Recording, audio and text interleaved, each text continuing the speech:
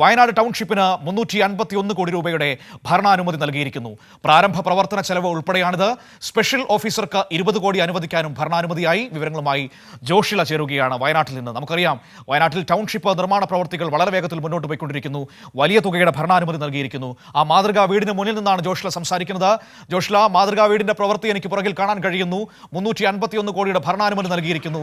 എങ്ങനെയാണ് ടൗൺഷിപ്പ് നിർമ്മാണം മുന്നോട്ട് പോകുന്നത്?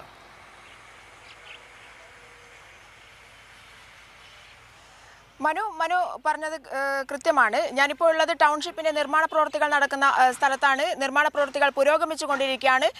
മറ്റന്നാളേക്ക് ഏകദേശം 18-ാം തീയതിയോടുകൂടി ഇവിടെ കോൺക്രീറ്റ് ആരംഭിക്കും എന്നുള്ളതാണ്. എൻ്റെ പിന്നിൽ കാണുന്ന മാതൃകാ വീടിന്റെ പ്രവർത്തനമാണ് ഇപ്പോൾ നടന്നുകൊണ്ടിരിക്കുന്നത്. എൻ്റെ പിന്നിൽ അതിന്റെ പ്രവൃത്തി ഏകദേശം കോൺക്രീറ്റ് 351.48 കോടി രൂപയുടെ ഭരണാനുമതി ഈ ടൗൺഷിപ്പിന്റെ പ്രവർത്തനത്തിനായി അനുവദിച്ചു കഴിഞ്ഞു. ഇന്നലെ മന്ത്രിസഭാ യോഗം ഭരണാനുമതി നൽകിക്കഴിഞ്ഞു എന്നുള്ള ഒരു സന്തോഷ വാർത്ത കൂടി പങ്കുവെക്കാനുണ്ട്. നേരത്തെ സൂചിപ്പിച്ചതുപോലെ തന്നെ വികസനം മാത്രമല്ല, ജനങ്ങളെ ചേർത്ത് പിടിക്കുന്ന സർക്കാരിന്റെ പ്രവർത്തനങ്ങൾ ഇത്രത്തോളം എത്തിയിരിക്കുന്നു. ടൗൺഷിപ്പ് മാതൃകാ വീട് ഏകദേശം കോൺക്രീറ്റിനോട് അടുത്തിരിക്കുന്നു.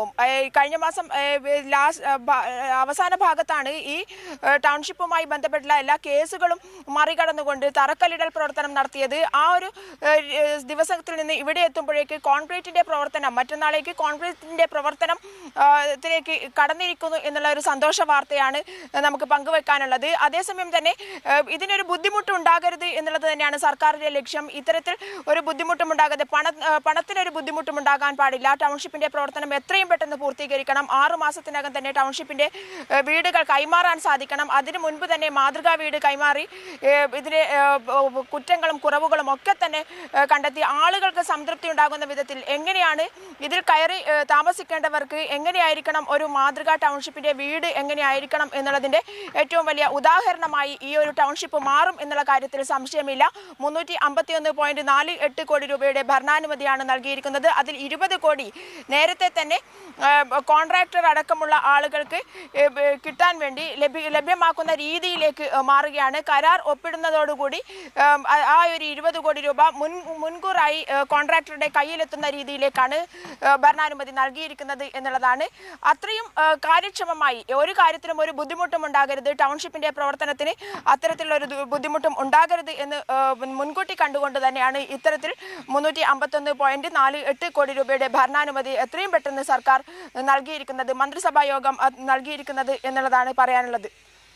ശരി, ഓക്കെ, താങ്ക് യു ജോഷില, രാവിലെ ഈ വിവരങ്ങൾ നൽകിയതിന്. ഇപ്പോൾ ആ ദൃശ്യങ്ങൾ നിങ്ങൾ കണ്ടു. പ്രിയപ്പെട്ട പ്രേക്ഷകരെ, വയനാട് ടൗൺഷിപ്പിൽ നിർമ്മിക്കുന്ന മാതൃകാ വീടിന്റെ നിർമ്മാണം പുരോഗമിച്ചുകൊണ്ടിരിക്കുന്നതാണ് നമുക്ക് കാണാൻ കഴിയുന്നത്.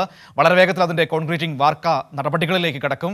അതിനുശേഷം ആ വീട് എല്ലാവർക്കും കാണാനും അതിന്റെ ഗുണനിലവാരം ഉറപ്പുവരുത്താനുള്ള അവസരമുണ്ടാകും. പിന്നീട് മറ്റു വീടിന്റെ നിർമ്മാണങ്ങളിലേക്ക് കടക്കും. ഈ വർഷം അവസാനത്തോടു കൂടി തന്നെ ടൗൺഷിപ്പിന്റെ നിർമ്മാണം പൂർത്തിയാക്കുക എന്ന വലിയ ലക്ഷ്യമാണ് സർക്കാരിന്റെ മുൻപിലുള്ളത്.